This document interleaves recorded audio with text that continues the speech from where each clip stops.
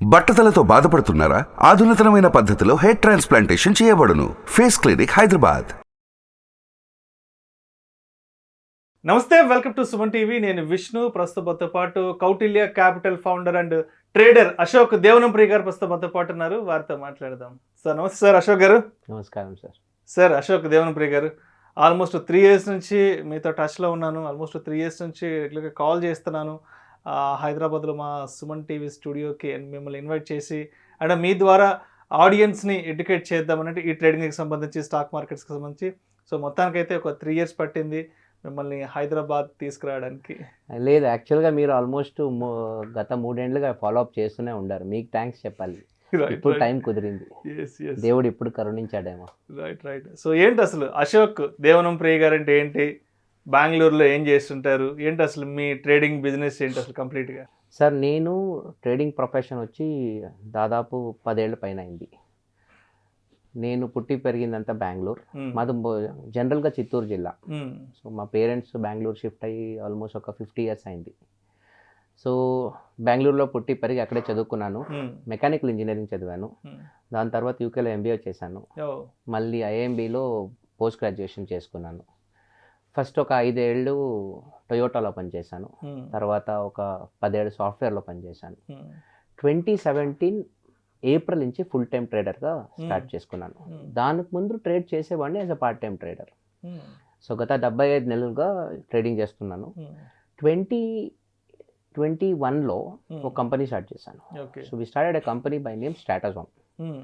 So మా agenda ఇంతే, trading strategy build చేయాలి. ఇప్పుడు దాదాపు 125 కోట్లు ఫండ్ మేనేజ్ చేస్తున్నాము. సో దాంట్లో ఒక 50 కోట్లు మ్యూచువల్ ఫండ్ ఉంది. 50 crores డైలీ ఇంట్రాడే ట్రేడింగ్ జరుగుతుంది. తర్వాత ఒక 25 కోట్లు ప్రాప్ ట్రేడింగ్ కూడా చేస్తున్నాము. ఇది మన బ్యాక్గ్రౌండ్. సో అయితే అంటే మెకానికల్ చేశారు, బట్ మెకానికల్ చదివి అండ్ అబ్రాడ్ వెళ్ళి MBA చేసి అండ్ ఎందుకు ఇలాంటి ఒక సెక్టర్లోకి రావాల్సి వచ్చింది? హ్యాపీగా అంటే మీకున్న ఎడ్యుకేషన్కి ఏదైనా పెద్ద పెద్ద కంపెనీస్లో అంటే మీ చదువుకు సరిపడా జాబ్ చేసుకోవచ్చు, లేదంటే ఏదైనా IT సెక్టర్లోకి వెళ్ళొచ్చు. బట్ ఎందుకు మార్కెట్లోకి అడుగు పెట్టారు? ఎస్పెషలీ ట్రేడింగ్ అంటే చాలా రిస్క్ ఫ్యాక్టర్ ఎక్కువ ఉంటుంది కదా. నేను ఆల్రెడీ MNCలో పని చేశాను. ఫర్ ఎగ్జాంపుల్ టొయోటా నా ఫస్ట్ MNC 2002లో జాయిన్ అయినాను. 5 years అక్కడ పని చేశాను. నేను లాస్ట్ రిటైర్ అయిన జాబ్ వచ్చి SAP అని. It is a German multinational. అక్కడ I was heading the product management team. I was in a very senior role. కానీ మార్కెట్ పిచ్చి ఒక్కసారి పడితే అది పోదు. నేను ఫస్ట్ మార్కెట్ కనెక్ట్ అయింది 2006లో. 2004లో I bought my first share in 2004. అది ఒక ట్రిప్లో జరిగింది. Bengaluru to Chennai business trip వెళ్ళాను. చెన్నై తప్ప ఏ ఊరైనా ఫ్లైట్లో పోతాం. బెంగళూరు టు చెన్నై మాత్రం ట్రైన్లో పోవాలి. Toyota policy. ఆ ట్రైన్లో పోతే ఆ TC ఉంటాడు కదా. So he was sleeping next to me. తను పోయి TC చెకింగ్ అని ఫినిష్ అయిన తర్వాత తన సీట్లో వచ్చి పనుకున్నాడు. నేను అతనితో మాట్లాడాను. మీ జాబ్ బాగుంది, ఆరాంగా రెస్ట్ తీసుకోవచ్చు. లేదు, రెస్ట్ తీసుకునేది పాయింట్ కాదు, చాలా బోర్ కొడుతుంది మా ప్రొఫెషన్లో. ఈజీ జాబ్ కానీ చాలా బోర్ ప్రొఫెషన్. మరి ఆ బోర్డం ఎలా కిల్ చేస్తారంటే, నేను షేర్ మార్కెట్లో ఉన్నాను, అన్ని పేపర్లు పెట్టుకొని షేర్ మార్కెట్ స్టడీ చేస్తాను. అంతే. అప్పటికంతా న్యూస్ పేపర్లో 2004, ఆల్మోస్ట్ 20 ఏళ్ళ ముందు. ఆల్మోస్ట్ అంతే. నేను సూపర్, ఎలా చేస్తారు అంటే ఈ gave me lecture for about ½ an hour 1 hour. అప్పుడు కిక్ వచ్చింది. సో ఇది ఏదో డెప్త్గా లోపలికి వెళ్ళాలి. నేను చెప్పాను, మా నాన్నగారు వచ్చి రియల్ ఎస్టేట్ ఇండస్ట్రీ వచ్చి ఆయన దాదాపు 50 ఏళ్ళు అయింది. సో న్యాచురల్గా విలేజ్లో అంత అనుకూలం లేక సిటీకి వచ్చి వాళ్ళ కెరియర్ చూసుకొని పెరగడం అన్నీ స్టార్ట్ చేస్తారు కదా. టిపికల్ ఆ రూట్లో పోయినారు. Almost we are a real estate family now. Though we were started as a farming family. ఇప్పుడు రియల్ ఎస్టేట్ ఫ్యామిలీ అయింది. ఒక్క విషయం ఏంటంటే, stock market is the only place where you can plan your investment. మీరు ఏ ప్రొఫెషన్లో కూడా ఆ minimum amount maximum amount decide చేయలేరు. షేర్ బజార్లో ఉండే స్పెషాలిటీ ఏం తెలుసా? నంబర్ 1, మీరు 1000 రూపాయల నుంచి స్టార్ట్ చేయొచ్చు. Point number 1. Point number 2, share మార్కెట్లో ద మ్యాక్సిమం ఎంత లాస్ చేయొచ్చు అనే నంబర్ని మీరే డిసైడ్ చేసుకోవచ్చు.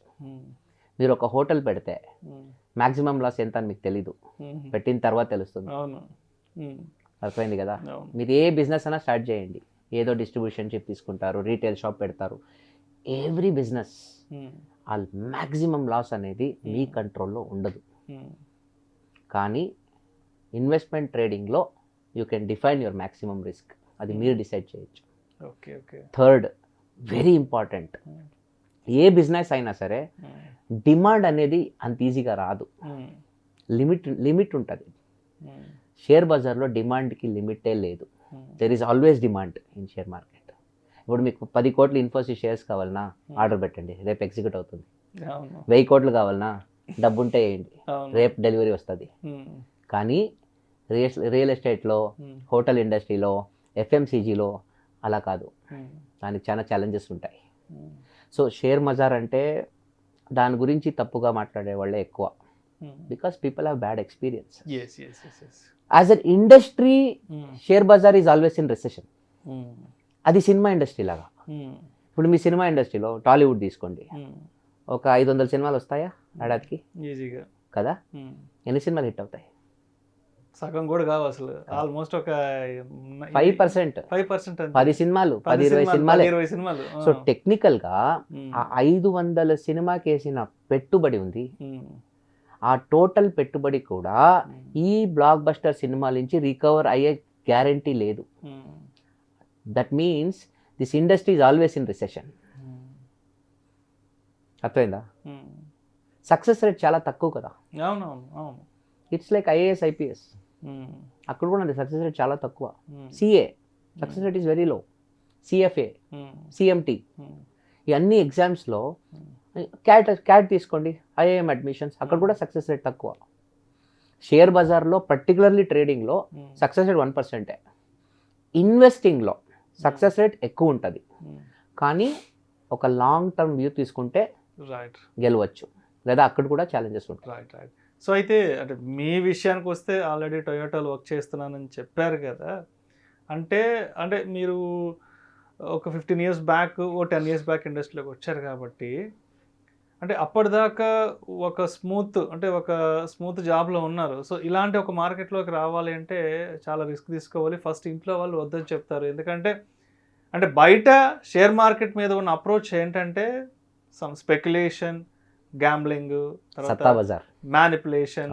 సో ఇలాంటి రకాల థాట్ ఉంటుంది బయట మార్కెట్ మీద. కరెక్ట్. సో మీరు మార్కెట్లోకి అడుగు పెడుతున్నప్పుడు మీ పేరెంట్స్ కానీ మీ ఫ్రెండ్స్ కానీ ఏం చెప్పారు? అసలు ఎవరు సపోర్ట్ చేయలేదు, నోబడి. మా నాయన నాకు మోస్ట్ ఫేవరెట్ పర్సన్. ఓకే, మాకి రోల్ మోడల్ మా నాయన. చాలా కష్టపడతాడు. He 70 years old, he still working. He says he wants to die working, he doesn't want to retire. Okay.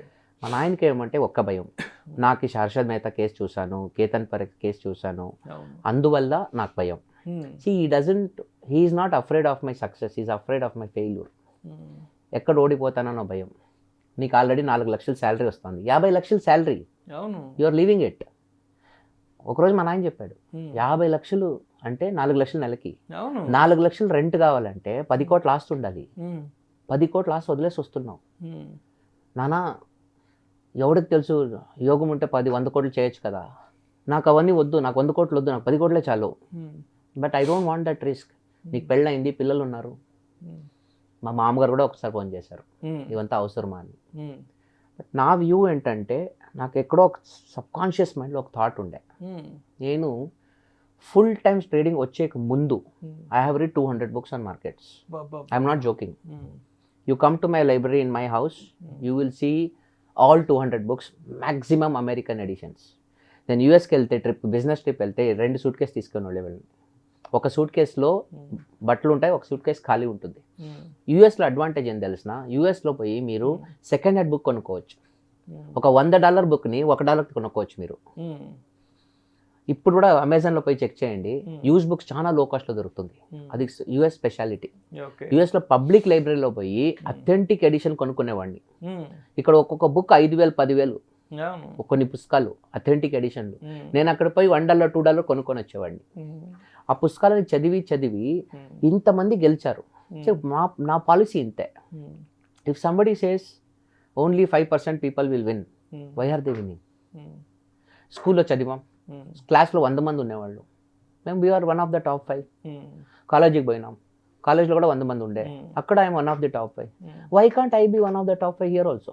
So why should I worry about the remaining 95? But ఆ journey చాలా చాలా కష్టం, చాలా చాలా సఫర్ అయినాం. నేను ఎప్పుడు ఎవరన్నా ఈ ప్రొఫెషన్కి ఫుల్ టైం రావాలి అంటే నేను 4 రూల్ చెప్తాను ఎవరైనా. ఆ తప్పు నేను చేశాను కాబట్టి. ఇంకొక విషయం అడగాలనిపిస్తుంది. అంటే మ్యారేజ్కి ముందు ట్రేడింగ్లోకి వచ్చారా, మ్యారేజ్ అయిపోయిన తర్వాత ట్రేడింగ్లోకి వచ్చారా? నేను ఎప్పుడు అందరికీ అదే చెప్పాను, పెళ్లి చేసుకోవాలంటే ఫస్ట్ పెళ్లి చేసుకో, తర్వాత ట్రేడింగ్ రోకరా. నువ్వు బ్యాచులర్గా ట్రేడింగ్ చేస్తే ఎవ్వరు బిడ్నివ్వరు, పిల్లనివ్వరు, ఎవ్వరు ఇవ్వరు. అందుకే నా క్వశ్చన్ అడిగాను. ఎందుకంటే పిల్లనిచ్చే ముందు అంటే ఈ ట్రేడింగ్లో ఎంత సంపాదిస్తున్నా భయం ఉంటుంది. అయ్యా బాబు ఈయన ఏదో షేర్ మార్కెట్ చేస్తున్నారు, ఈయనకు పిల్లనిచ్చే ఉంటే రేపటి రోజు బజార్న పడతారు, ఇలాంటి వాళ్ళతో మనకు అవసరం లేదంట అంటుంటారు కాబట్టి. సో ఫస్ట్ అడిగాను మిమ్మల్ని, అందుకే అడిగాను. ఎవరైనా రిస్క్ తీసుకోరు కదా. ఇప్పుడు నేను నాకు చిన్ని పాప 10 years మా కూతురికి, ఇంక 20 ఏళ్ళ తర్వాత తను పెళ్లి చేసుకున్నప్పుడు ఎవడైనా ట్రేడర్ వస్తే నేను మోస్ట్లీ రిస్క్ తీసుకోను. సో మీరు అడగొచ్చు, మీరే సక్సెస్ఫుల్ ట్రేడర్ కదా, ఎందుకు రిస్క్ తీసుకోరు అంటే, నేను అయ్యాను, వాడవుతాడని ఏం గ్యారెంటీ? ఎగ్జాక్ట్లీ, అందరి జాతకాలు ఒకటేలా ఉండవు కదా. ఆ రిస్క్ నేను ఎప్పుడు చెప్తాను, యూ షుడ్ రొమాన్స్ రిస్క్ అని. వెన్ యూ రొమాన్స్ రిస్క్, దానికి ఒక క్యాలిక్యులేషన్ ఉండాలి. మీరు మా ఆఫీస్కి వస్తే ఒక స్లోగన్ ఉంది నా ఆఫీస్ రిసెప్షన్లో, risk comes from not knowing what you are doing. Risk ఎప్పుడు వస్తుందంటే మీరు ఏం చేస్తున్నారో అది ఏంటి అని తెలియకపోతే మీరు రిస్క్లో ఉంటారన్నమాట. మీరు చేసే పని ఏమి అనే ఒక క్లారిటీ, ఆ అవగాహన మీకుంటే మీకు రిస్క్ అంత పెద్దగా ఉండదు. అది పాయింట్. జనరల్గా నేనేం చెప్తానంటే, ఎవరైనా ఫుల్ టైం రావాలి ట్రేడింగ్ ప్రొఫెషన్లో కంటే వాళ్ళకి 4 రూల్స్ చెప్తా. నేను సిన్సియర్గా చెప్తాను. దాదాపు గత 10 ఏళ్లలో ఒక 500 మందిని జాబ్ వదలకుండా కంట్రోల్ చేశాను నేను. I ensure that at least 500 people don't come into stock market full time because I found them not eligible. నేను వచ్చినప్పుడు నేను ఎలిజిబుల్ కాదు, ఐ వాజ్ నెవర్ ఎలిజిబుల్. కానీ ఏంటంటే, why should they suffer like me? నా రూల్స్ ఇంతే. Rule number 1, 100% debt free.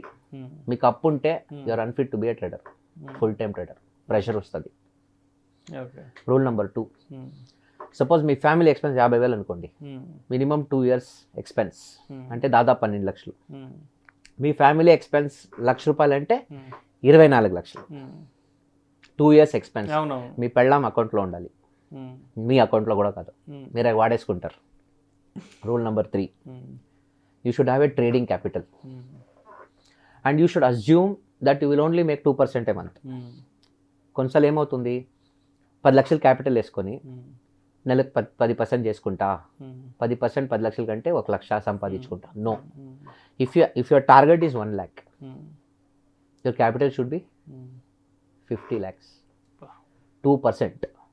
ఎందుకంటే starting first of all 99% traders డబ్బులు చేయరు. మీరు యూట్యూబ్లో స్టార్లు చూస్తారు, ట్విట్టర్లో హీరోలు చూస్తారు, టెలిగ్రామ్లో లిజెండ్లు చూస్తారు, వాళ్ళు ఎవరు టెర్మినల్లో ట్రేడ్ చేయరు. అది చాలా కష్టం. నేను ఎప్పుడు చెప్తాను, it is very easy to become a Harsha Bhogle. Lecture ఇవ్వడం చాలా ఈజీ. హర్ష భోగ్లే అందరూ క్రికెటర్ల కన్నా చాలా అందంగా మాట్లాడతారు, కానీ ఒక రన్ కొట్టే సత్తా ఉండదు. ఆ ట్రేడింగ్ అనేది యుద్ధం. యుద్ధానికి స్కెచ్ రాసేది ఈజీ, యుద్ధం చేయడం చాలా కష్టం. రక్తం లేకుండా యుద్ధం గెలవలేము. అది point. So that third, capital ఉండాలి, మంచి క్యాపిటల్ ఉండాలి. 4th, నేను కొత్తగా వచ్చి అన్నీ నేర్చుకుంటాననే యాటిట్యూడ్ ఉండకూడదు. Already you should be in the market. ఒక 5 ఏళ్ళు పార్ట్ టైం ట్రేడింగ్ చేయాలి, కొంతైనా ప్రాఫిట్ చేయాలి, అట్లీస్ట్ ఒక 10,000, అట్లీస్ట్ ఒక 20,000 ప్రాఫిట్ చేయాలి. If you can't make 10,000, 20,000 being in part time, where will you make lakhs in full time? నన్ను అడిగితే పార్ట్ టైమే ఈజీ, ఫుల్ టైం చాలా కష్టం. వై మీరు చెప్పండి. ఏమది? పార్ట్ టైం ట్రేడింగ్ చాలా ఈజీ, ఫుల్ టైం ట్రేడింగ్ చాలా కష్టం. ఎందుకు చెప్పండి చూద్దాం. 2 factors ఉంటాయి. Number 1, you're busy in life. అవును. ఫ్రీగా కూర్చుంటే గోకన్ గాయం చేసుకుంటాడు, ట్రేడ్ చూసి చూసి చూసి పాడు చేస్తాడు. Even he will mess with a good trade. అవునవును. ఒకటి. రెండు, శాలరీ వస్తూ ఉంది, మీకు శాలరీ ఉంది, నెల నెల అకౌంట్లో డబ్బు పడతా ఉంది, ఇక్కడ లాస్ అయినా బ్యాలెన్స్ రీఫిల్ అవుతుంది, రెప్లినిష్ అవుతుంది. ఫుల్ టైం వస్తే ఆ శాలరీను లేదు, ఫ్రీ టైం, ఫ్రీగా కూర్చొని even a good trade will make it bad trade. ఆ ఒక మెంటల్ మేకప్ కావాలి. ఇవన్నీ మెచ్యూరిటీ వచ్చే చాలా టైం తీసుకుంటాయి. సింపుల్గా చెప్తాను, ఆప్షన్ రైటర్స్ జనరల్గా ఎక్కువ డబ్బు చేస్తారు, ఆప్షన్ బయర్స్ చేయరు. మెజారిటీ ఆఫ్ ఆప్షన్ బయర్స్ డబ్బులు పోగొట్టుకుంటారు. ఆప్షన్ సెల్లింగ్లో డబ్బులు ఉంది అని తెలియడానికి 50 నెలలు కావాలి. This is how it is. Time అన్నిటికీ ఒక ప్రాసెస్ ఉంటుందండి. ఇంజనీర్కి 4 ఏళ్ళు, డాక్టర్కి 5 ఏళ్ళు, ఒక మంచి లాయర్ అవ్వాలంటే ఒక 5 ఏళ్ళు, మళ్ళీ ప్రాక్టీస్ చేయాలి, ఎక్స్పీరియన్స్ కావాలి. ఏ ప్రొఫెషన్లో అయినా మీకు ఒక పట్టు రావాలంటే 10 ఏళ్ళు పడుతుంది. ఆల్మోస్ట్ నాకు 10 ఏళ్ళు అయింది ఇప్పుడు. Thank you so much Ashok Devanapriya గారు.